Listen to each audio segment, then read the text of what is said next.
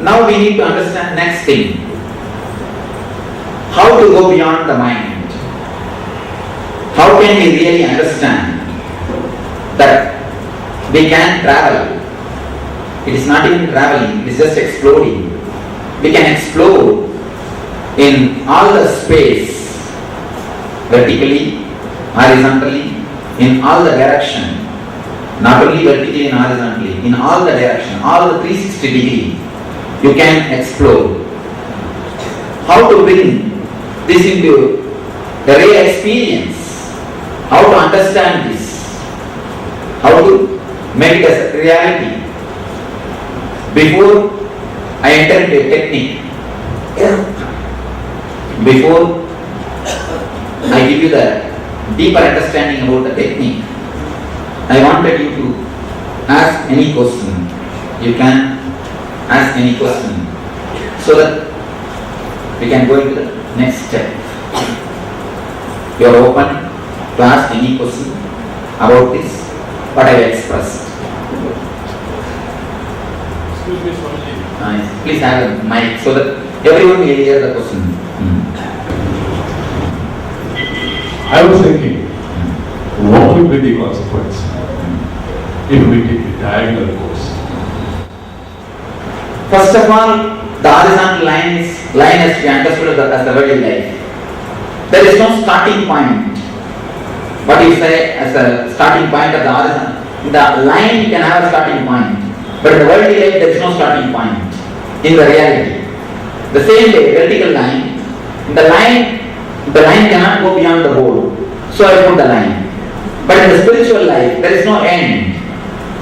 In spirituality, there is no end. We always think enlightenment is the end. Please be very clear, enlightenment is not the end. It's a new starting. It's a new beginning. I continuously read.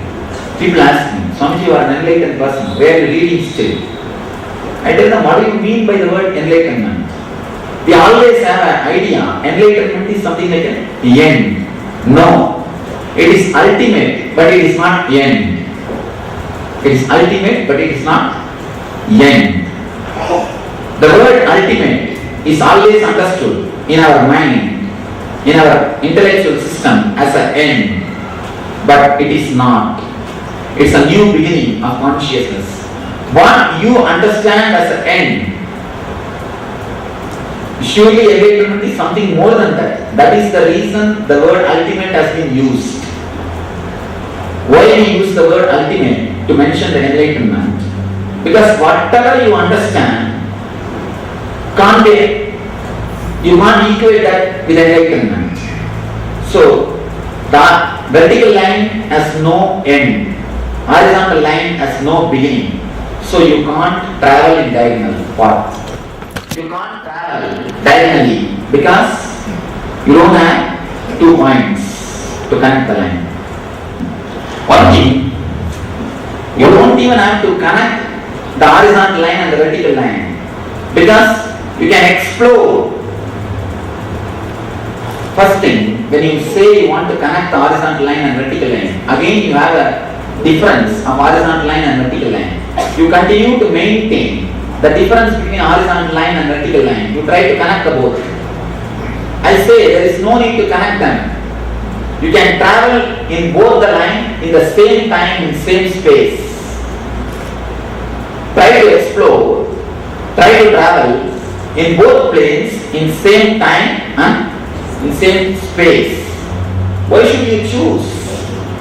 Any choice, again you will be choosing in some other angle, with some other way. And there is a beautiful question. If you understand this question, you will be able to understand the question which he asked. One person asked me, after our meditation camp, after our Anandasparna program, Swamiji, the feeling of this moment is so blissful. It is such an ecstasy. People who have attended, they know. It is such an ecstasy. Please, Swamiji, give me a technique. How can I retain this bliss? How can I have this bliss continuously? I tell them, the moment you want to retain this bliss, you start losing. Because the bliss itself is choicelessness. The feeling of bliss itself happens to you when you drop the idea, when you drop choosing between the horizontal line and vertical line. Bliss itself is choicelessness. When you start choosing the bliss, naturally bliss escapes from you. See, it's like you put both your hands in the river. As long as your hands are open, the river is in your hands. Water is in your hands. The moment you want to hold the river, you close your hands. You have only now empty hands. Same way, bliss also. As long as your being is open, without choosing between the horizontal line and vertical line, bliss flows through your being. The moment you choose, the moment you try to catch either horizontal line or spiritual line, bliss just slips away. It just escapes from your being. I always tell the people, when the bliss happens to you, be blissful. Don't bother. Don't try to possess Nityananda. The moment you try to possess bliss, the moment you try to possess the Nityananda, simply it escapes from you. Simply, you yourself kill the bliss when you try to possess the bliss. So never have the idea to choose, the idea to possess. You will continuously be flooded with bliss. The moment you choose to bliss, the moment you choose to be in bliss, you miss the bliss.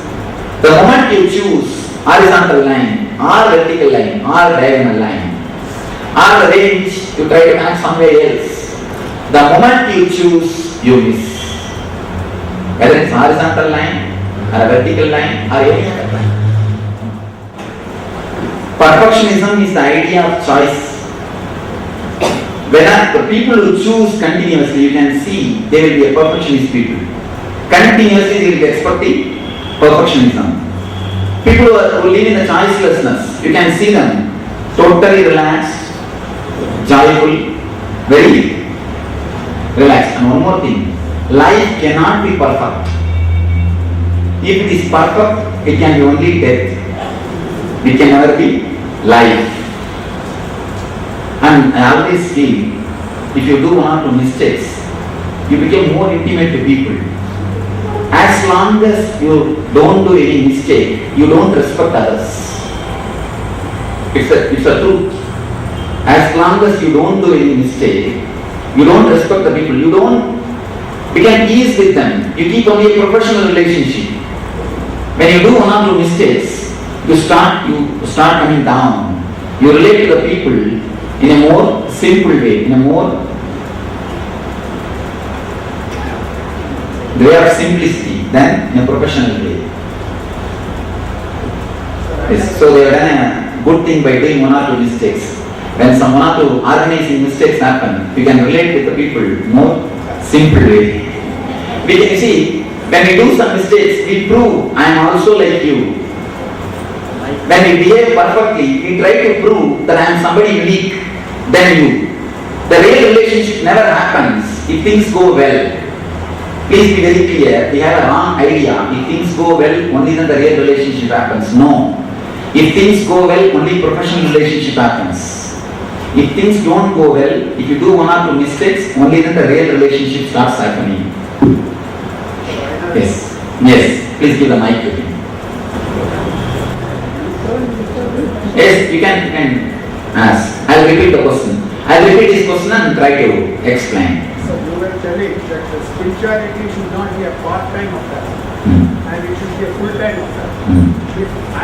As I understand, is it not possible to have the material life as well as discharge my obligation in the physical state to my wife and children, to society, and still is it possible to attain the spirituality state? See his question, how can I renounce the life and become Swami and a full-time spiritual person?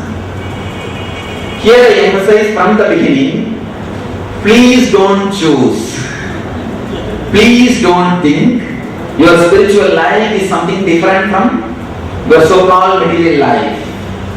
And the beautiful word he asked, how can I Swamiji, should I renounce to become a full-time spiritual person?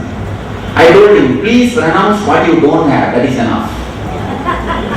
Please renounce what you don't have. I am not asking you to renounce what you have. We never suffer with the things which we have. We suffer because of our fantasies and dreams, not because of the reality. Please be very clear. You suffer in your day-to-day life because of your dreams. You suffer in your relationships because of your fantasies. So drop what you don't have. What you have, live with that.